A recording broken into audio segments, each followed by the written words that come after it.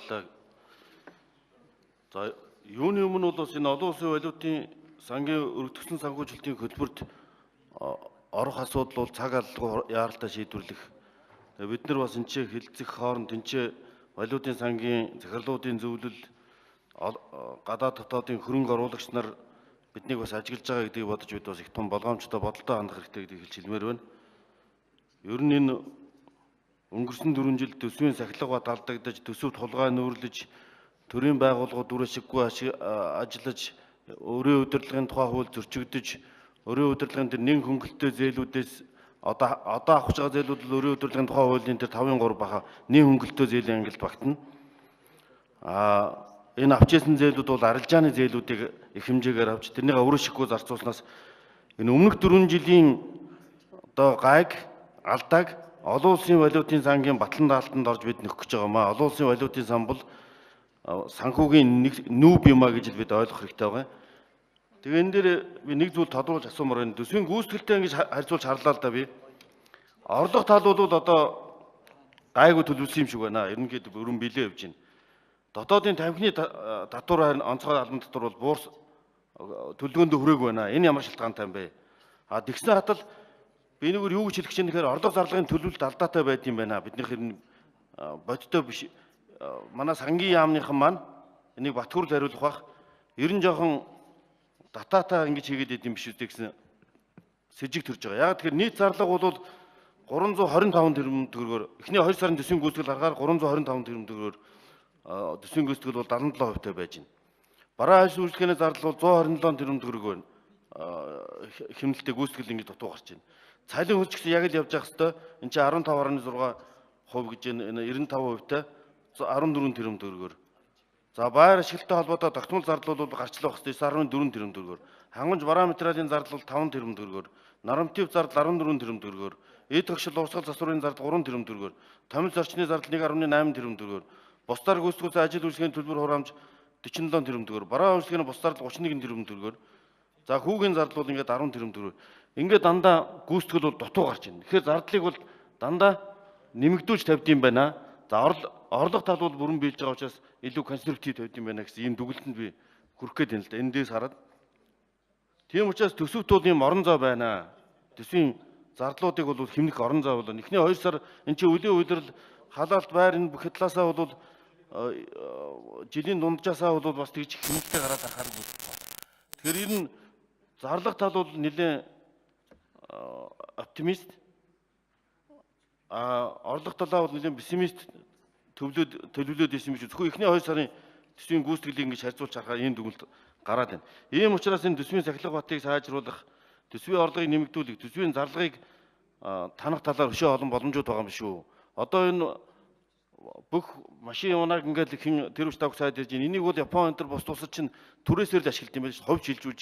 Энэ болон гуан зэстран энэ юмнуудыг хувь шилжүүлж. Хувийн аж ахуйн тооцоон дээр ажиллаж. Гэх мэтчлийн ийм зөвхөн дүүрийн магаас гадна энэ төсөв хүнийх үндэсний хэмнэлтийн горимд шилжээ гэдэг их хурлын дарга санаачлал гаргаад эдийн засгийн хямралыг дагах төлөвлөгөөнд тус энэ үндэсний хэмнэлтийн ямар яг тодорхой арга хэмжээ хэрэгжүүлээд энэ зардлууд хэмнэгдэжвэ.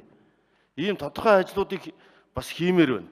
Одоо мэдээж бусад юм руугаа таналгүй яг одоо тэгээ хичнээн хатууч гэсэн бид ийм ухаас аргагүй дэтгэв дэтгэмж нийгмийн даатгалын шинтгэл нэмэгдүүлэх хичнээн хатууч гэсэн бид нар хэвтэрт оруулсан эдийн засаг хүлээг авч учраас ийм ухаас өөр аргагүй. Энийг бол одоо хичнээн дургүй байсан ч хүлээн зөвшөөрөхөөс арга алга.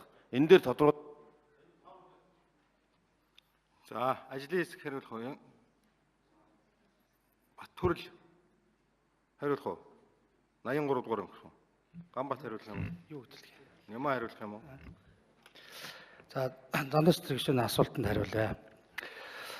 Яг өнгөрсөн оны 10 бид нар тодтол намар хийсэн тодтолоор бол ерөнхийдөө төсвийг бол аль болох хөөсрүүлж ингэж төлөвлөхөөс бол аль болох зайлсхийж илүү бодитоогоор төлөвлөж байгаа. Энэтэй холбогдуулаад бас төсөв болоос хацсангуй гүйцэтгэлүүд нь гайгүй гараа явж байгаа. Дотоодын тамхины онцгой татвар бол яг баг биелээд явж байгаа. Энэ юун дээр импорт дотоод хоёрын мэдээний юм дээр явж байгаа залруулга юм ихний 2 сар дээр байгаа. 3 дугаар сар дээр бол энэ засагтаад ингээ гарчлах тэр энэ дээр юм бол юу баг. Орон зай бол байгаа гэдэг тэр зарлага талд бол бас яг тэрийг орон зай байна гэж харахад бол бас жоохон хүндрэлтэй байгаа гэдэг тийм.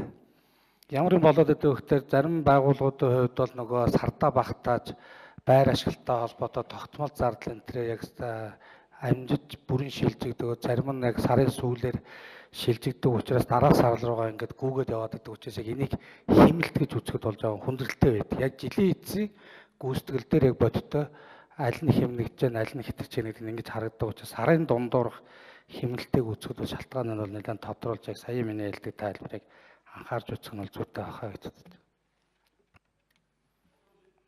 Зандан шитрэг шүн 1 минут өгнө.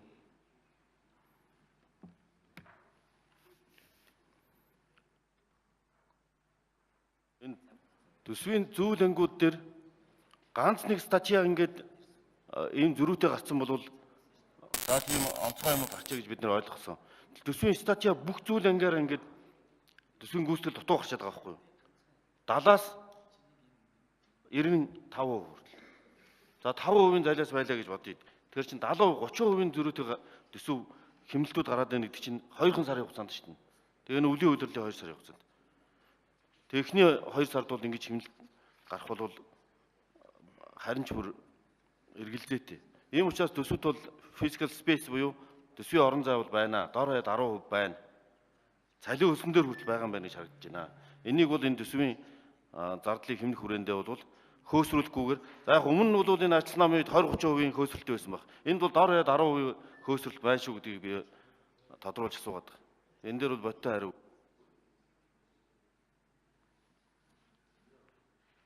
За 81 82 дугаар микрофон.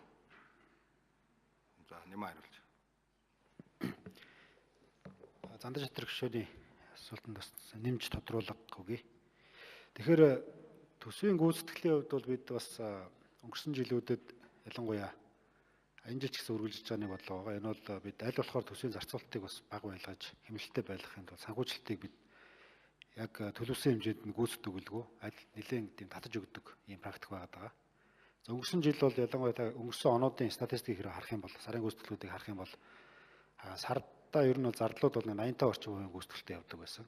За энэ жил бид бас төсвийн тэнцэл нэлээд сайжирж байгаатай холбоотойгоор санхүүжилтээ бас арай илүү төлхөө олгож явж байгаа. 95 орчим хувийн гүйцэтгэлтэй барай явж байгаа. Гэхдээ цаана бид бас яг өмнөх саруудынхаа өр үүсэж байгаа байдлуудыг толгож үзээд санхүүжилтүүдийг нэг дараа сард нөхөж олгоод явдаг. За оны эцэстээ бол яг тооцоогоо бүгдээ нийлээд хаалтаа хийдэг ийм практиктай байна. Учир л гişэн асуултаа асууя.